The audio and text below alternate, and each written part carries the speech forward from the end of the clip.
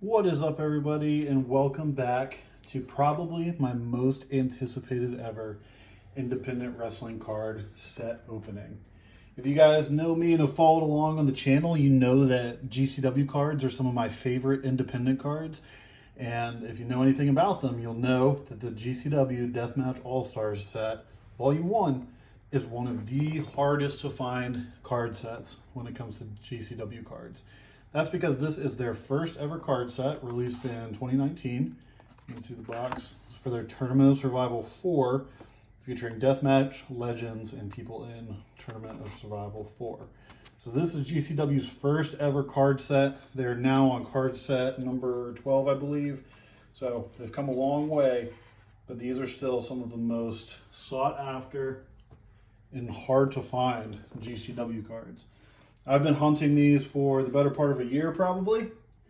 Finally got lucky enough to come across somebody selling a set, but they were selling it without the box.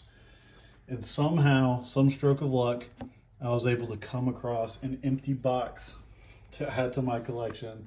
And as of right now, I have all the GCW cards in their boxes as a part of my collection. So, very excited to go through these cards. Print run of 150 cards, or 150 sets, and all featuring deathmatch wrestlers. So, first one of the coolest GCW cards ever put out is the Nick Gage. And this is, for those of you that are squeamish, this is going to be kind of a tough set to watch open because a lot of the cards are like this. Definitely very bloody. Even the card design is bloody, but these cards are just so special. Up next, we have Wife Beater being inducted into the Deathmatch Hall of Fame. We have Zandig, just soaked through there. Absolutely insane.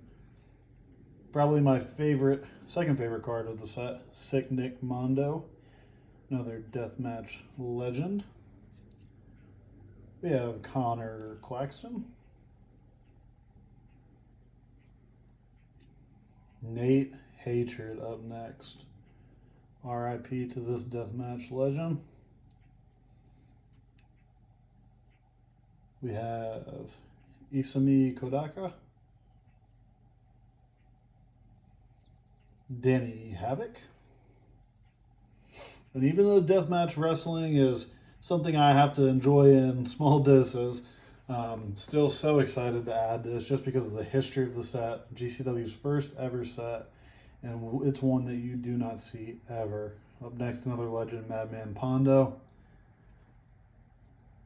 Another one of the Japanese wrestlers, Cyclope. Or no, Japanese? Mexico, excuse me. He's featured in the Japan tour set, though. Oops. We have Necro Butcher.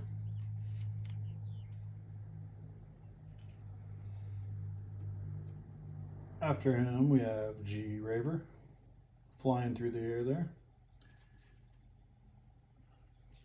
Here we have Jun Kasai.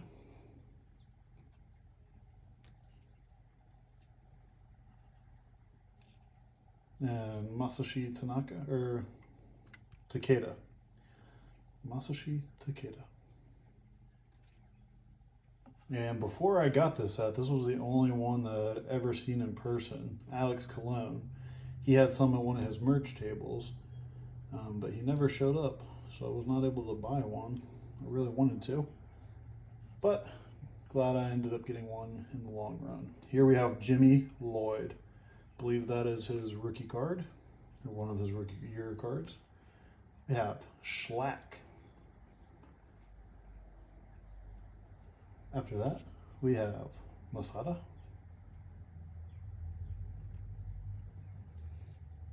Super gnarly card of Eric Ryan with the chain in his mouth. Oh, speaking of super gnarly cards. Ooh, Orion Vite. A true legend of deathmatch wrestling, Matt Tremont. And this guy, for whatever reason, I just cannot stand. Maybe he's doing his job right, if that's the case. But we have John Wayne Murdoch. Probably the only one out of here that I have a actively negative opinion of. Reed Bentley, at least as a wrestler. We have Low Life Louie, blasting Tremont with a light tube shot, it looks like.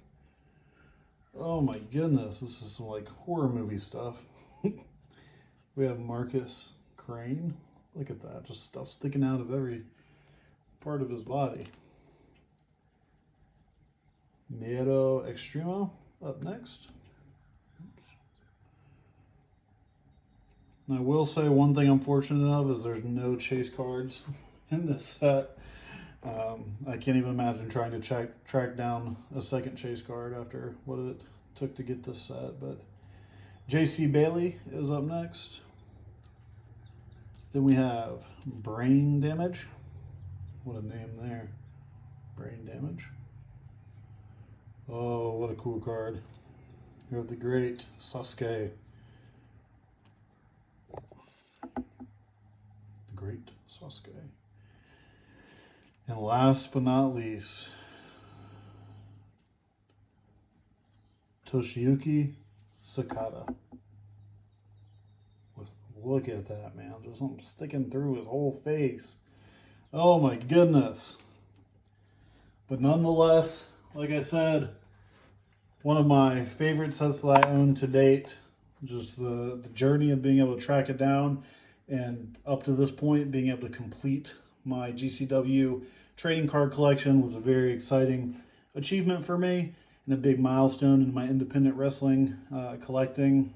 And if you guys ever see this card or these cards, a complete set, I would say anywhere in the like $150 to $300 range is probably what you should expect to pay if you ever see one. But like I said, most of the people that have these cards are not going to let them go. They hardly ever, basically never pop up on eBay or other sites like that. So if you're looking for these cards, I wish you the best of luck. I hope you're able to have the same luck that I did eventually and track these down, because they are really some one-of-a-kind cards and a part of GCW history. If you like these cards, let me know down below. If you are looking for a set, tell me about how that process has been going for you. But above all, thank you guys so much for watching this video, and I will see you again next time.